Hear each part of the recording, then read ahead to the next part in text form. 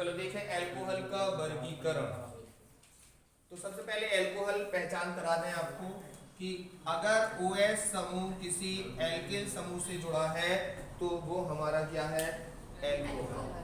ठीक है, यदि आपका OH समूह एल्किल समूह से जुड़ा है तो वो बनेगा अल्कोहल।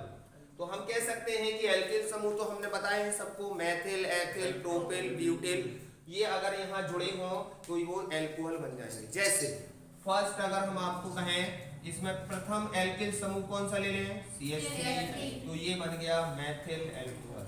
क्या बन गया, मैथिल एल्कोहल। अगर हम इसमें दूसरा समूह क्या होता है एल्किल समूह, C2H5OH, तो ये बन गया एथिल एल्कोहल। हुआ क्या है कि एल्केन के H को हटा के, एक H को हटा के एक OH अगर जुड़ रहा है तो वो एल्कोहल है। दो H हट के दो OH जुड़ रहा है तो भी एल्कोहल है। मतलब यदि हम एल्केन के समूह से हाइड्रोजन को किसके द्वारा विस्थापित कर दें, OH के द्वारा, तो वो क्या बन जाता है, एल्कोहल। समझ में आ रहा। तो यदि हम अब एल्केन का H हटा के एल्किल समूह बनता है, जैसे मैथेन CH4, उसका एक H हटाइए CH3, तो उसका नाम मैथिल हो जाता है। क्या हो जाता है, मैथिल। तो एक एक H कम करिए तो एल के नाम में नाम पड़ेंगे होंगे, methyl, ethyl, propyl, butyl, pentyl, hexyl, इस तरीके से उनके नाम चलते हैं। और उन H को हटा के क्या जोड़ते जाते हैं, OH, तो वो एल्कोहल बनते जाते हैं। ठीक है, तो एल्कोहल का वर्गीकरण कर रहे हैं हम। तो एल्कोहल सबको समझ में आया क्या है। एल्कोहल का वर्गीकरण हम 3 प्रकार से करा रहे हैं। कितने प्रकार से, 3 प्रकार से। नंबर 1 कि OH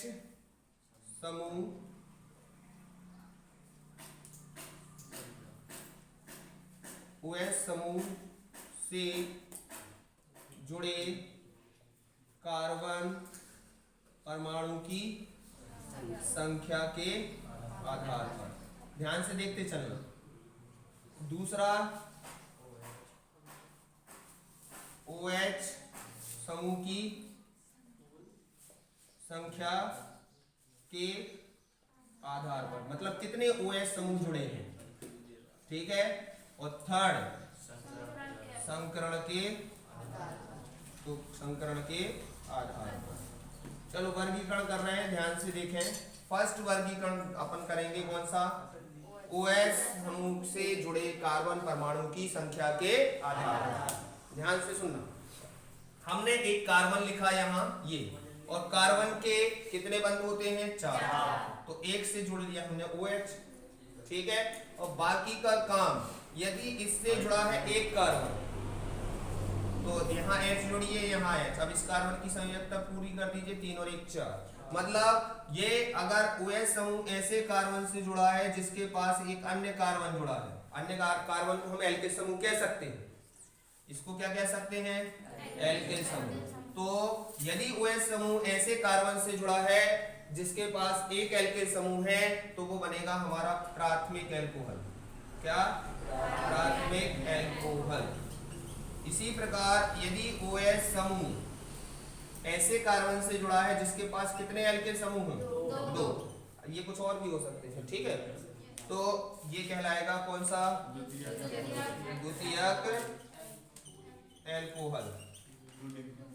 और यदि OH समूह ऐसे कार्बन से जुड़ा है जिसके पास 3 कार्बन जुड़े हैं या 3 एल्किल समूह जुड़े हैं, तो ये बनेगा तृतीयक एल्कोहल या फिर 3 डिग्री एल्कोहल, टर्सरी भी बोलते हैं। ठीक है, टर्सरी एल्कोहल। ठीक है, इंग्लिश में बोलते हैं।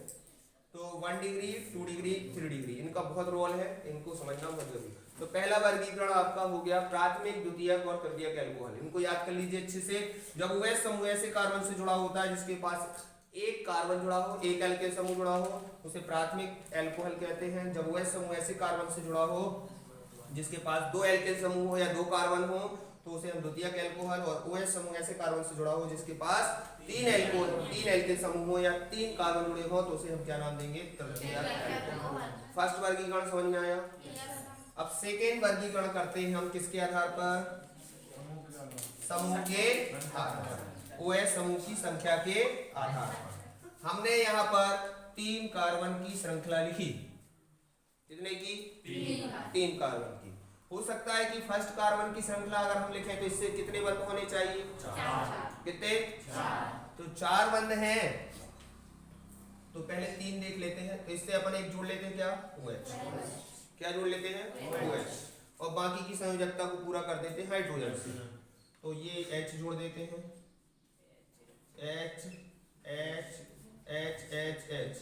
तो इसको हम अणु सूत्र में क्या लिख सकते हैं? CH3 CH2 CH2 OH। तो OH इसमें कितने जुड़े हैं? एक जुड़ा है। जब किसी श्रृंखला में एक OH जुड़ा हो, एक हाइड्रोजन को प्रतिस्थापित करके एक OH जुड़ा हो, तो उसको बोला जाता है मोनोहाइड्रिक एल्कोहल। Monohydric alcohol. अब इसी को फिर से 3 कार्बन की श्रृंखला लिखते हैं। इससे एक OH और इससे एक OH। बाकी की संयोजकता किसको पूरा कर देते हैं? हाइड्रोजन से। तो इसके 2 बंध हो गए CH2, इसके 3 बंध हो गए H, और इसके एक ही बंध है तो 3। तो इसको बोलेंगे 2 H हटके 2 क्या जुड़ गए? OH। तो इसको क्या बोलेंगे? Dihydric alcohol. Dihydric alcohol. अगर 3 जोड़ेंगे तो तीनों से एक एक OH जोड़ देते हैं। तो CH2 यहाँ 2 बंद हो गए हैं CH2, यहाँ 3 हो गए हैं H। ठीक है, तो ये क्या बन गया? Trihydric alcohol.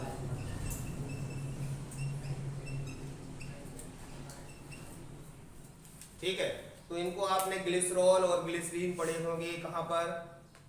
11th में। तो वही है, अपन इनमें से देखें, एक OH monohydric alcohol, 2 OH dihydric alcohol, 3 OH try. ऐसे बहुत सारे OH जुड़े होंगे, बहुत सारे H निकले होंगे, तो क्या बनेंगे? Polyhydric alcohol. समझ में आ रहा? तो ये दूसरा प्रकार है एल्कोहलों का। समझ में आया? तो 2 प्रकार से वर्गीकरण करा दिया। इनकी विस्तृत जानकारी अपन चैप्टर के अंदर देखेंगे, और इनके नाम भी होते हैं बहुत सारे, तो इनके नामों को अपन चैप्टर के अंदर देख लेंगे। वर्गीकरण देख लीजिए बस। पहला था OH समूह से जुड़े कार्बन की संख्या के आधार पर 1 डिग्री, 2 डिग्री, 3 डिग्री। और फिर दूसरा कौन सा है? OH की संख्या के आधार पर। तो एक OH तो मोनोहाइड्रिक एल्कोहल, एक H निकलेगा, एक OH जुड़ेगा। 2 H निकलेंगे, 2 OH जुड़ेंगे तो डाईहाइड्रिक एल्कोहल। 3 H निकलेंगे, 3 OH जुड़ेंगे तो ट्राईहाइड्रिक एल्कोहल। जे एल्केन से ही बने हैं। हम एल्केन का सूत्र अगर हम आपके सामने लिखें तो क्या सूत्र है? CnH2n+2। अब देखो इसमें कितने कार्बन? 3 रखो इसमें। C3 3 दूनी 6 और 2 8, C3H8। अब इसमें से एक H कम करो, 7, एक OH जोड़ दो। यही है, देख लो, 3 2 5 2 7 OH। तो ये श्रृंखला है, कोई दिक्कत नहीं, वो बनना इसी से है। समझ में आ रहा? इसको देख लो, वही 2 H निकले होंगे, 2 H जुड़े होंगे, तो एक और H कम कर लो इससे, तो 6 हो गया। और एक और क्या जोड़ लो? OH। तो होल ट्वाइस लिख दो यहाँ। देखो आप जोड़ो, 1 2 3 3 4 2 6, तो 6 3 और OH 2 बनेंगे इसी से। जितने H निकालोगे उतने OH जुड़ते जाओगे, मोनो डाई ट्राई फिर पॉली आ जाएंगे। समझ में आ रहा सबको? तो ये एल्कोहल का वर्गीकरण है। तो 2 प्रकार से हो गया। तीसरा प्रकार संगण के आधार पर हम अभी देख रहे हैं। ठीक है, सबको आए दोनों प्रकार?